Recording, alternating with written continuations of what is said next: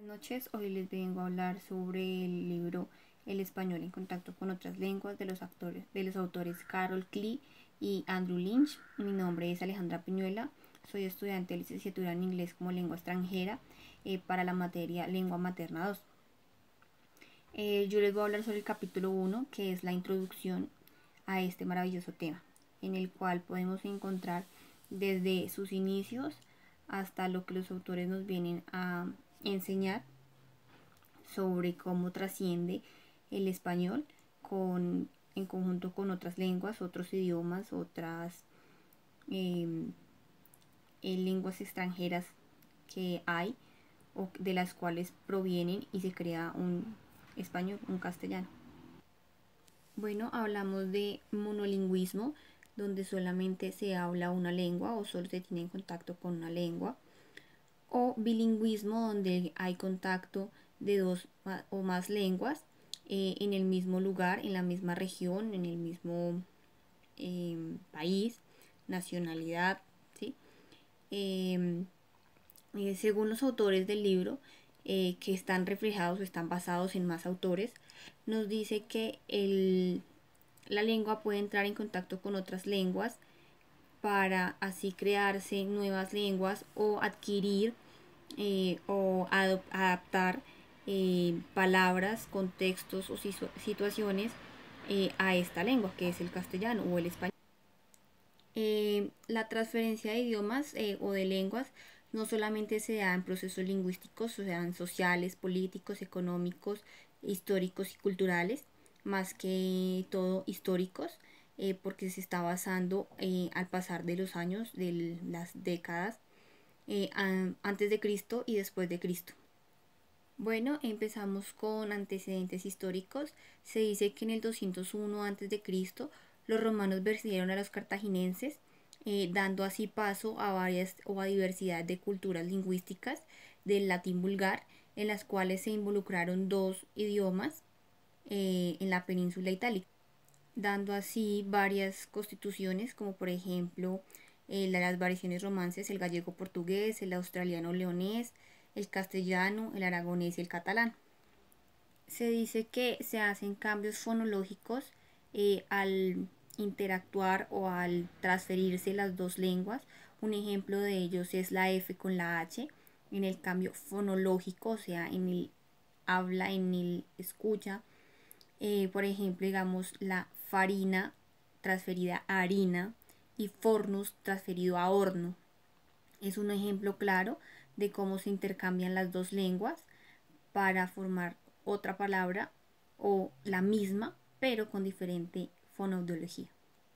Se dice que después de Cristo, los españoles o la corona española lo que quería era castellanizar a todas las regiones, pero para ellos o para los sacerdotes o para la parte católica era más importante salvar el alma de estas personas y que aprender, o sea, que enseñarles el español. Entonces lo que ellos hacían era aprender la lengua materna o la lengua que ellos tenían originaria y enseñarles sobre el catolicismo.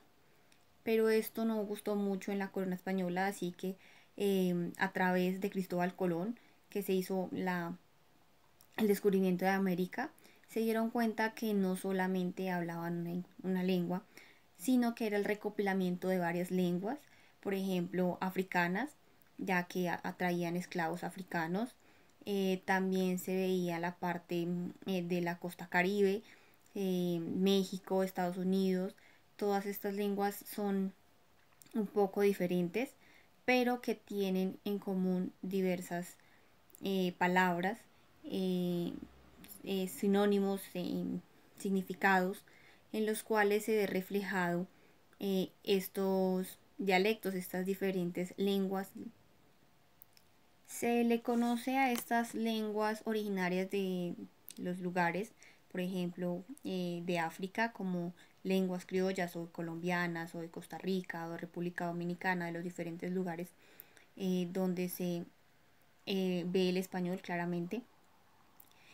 Por ejemplo, los mexicanos tenían sus lenguas maternas indígenas, como también acá en Colombia, en Perú, en Ecuador.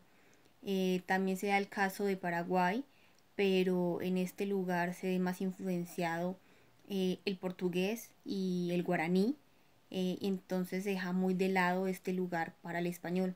También vemos como en Brasil se ve muy marcado el portugués, o en Argentina también se ve influenciado por el italianismo.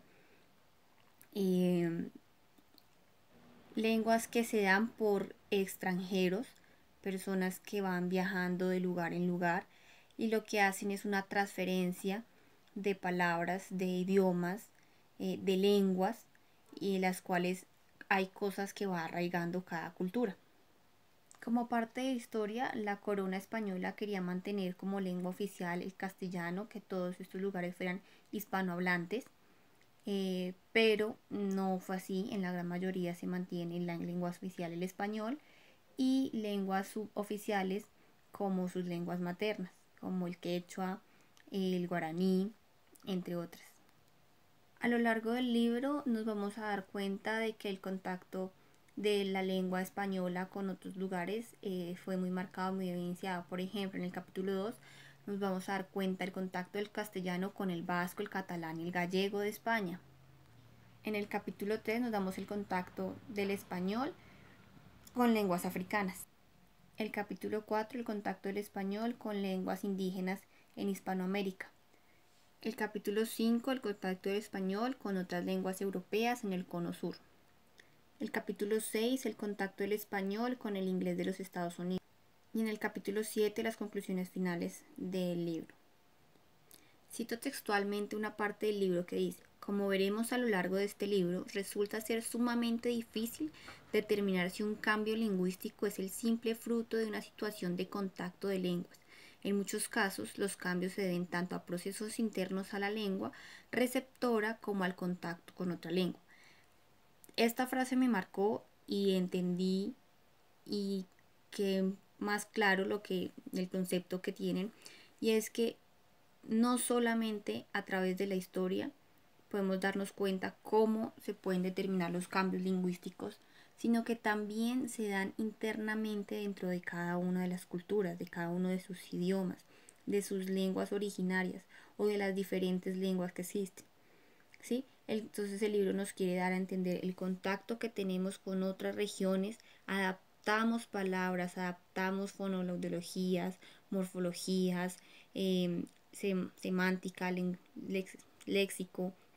Entonces se dan cambios a través de la historia cultural, social, como ya les había nombrado anteriormente, los cuales generan transferencias a lo largo de estos idiomas, de estas lenguas, que son cambiantes, que van cambiando dentro de la forma, por eso se ven tantas y diversas palabras. Hasta hoy en día nos damos cuenta que hay nuevas palabras que van naciendo a través de los años por las diferentes culturas, por los diferentes cambios que se dan, por la, ¿cómo decirles? Por el contacto que tenemos con otras personas. Si nos damos cuenta, nomás aquí en Colombia existe el español, existen las lenguas indígenas de las diferentes tribus o culturas, y además de eso, en cada región de Colombia tenemos una forma, un dialecto distinto, y esto permite que se generen muchas más palabras o que estas mismas creen sinónimos o antónimos que dan a entender las cosas de diferentes maneras. Pues la verdad, con el libro o con este capítulo también entendí que ya entendí por qué hay tanta similitud entre lenguas, porque algunas palabras son parecidas, como por ejemplo, digamos, en el español y en el portugués encontramos palabras que son parecidas en su forma de decirlas, de hablarlas, de expresarlas, pero son diferentes en su significado, en su forma de expresarse, por ejemplo. Eh, con el libro también nos podemos dar cuenta que a través de los años no solamente se pueden dar cambios lingüísticos, sino también se pueden dar cambios morfológicos, sintácticos. Creo que es muy importante y creo que no se va a terminar de estudiar ni de saber cómo va a ser el cambio de las lenguas y si se va a incluir o se van a ver o van a crear más lenguas a través de los años, como se ha venido haciendo, porque es una combinación de cada una de estas lenguas de las regiones. Nos damos cuenta que hay lenguas que son fronterizas, las cuales se utilizan en las fronteras de los países o de las mismas regiones que se marcan. Entonces se hablan las dos lenguas, las dos son influenciadas por ese contacto que hay entre las personas. Entonces yo creo que el libro nos enseña una parte de la historia de la lengua española, cómo tiene contacto con otras lenguas, pero que aún así no nos puede dar toda su información, pues porque va cambiando a lo largo de los años. Muchas gracias por su atención, espero les haya gustado y entendido. Feliz noche.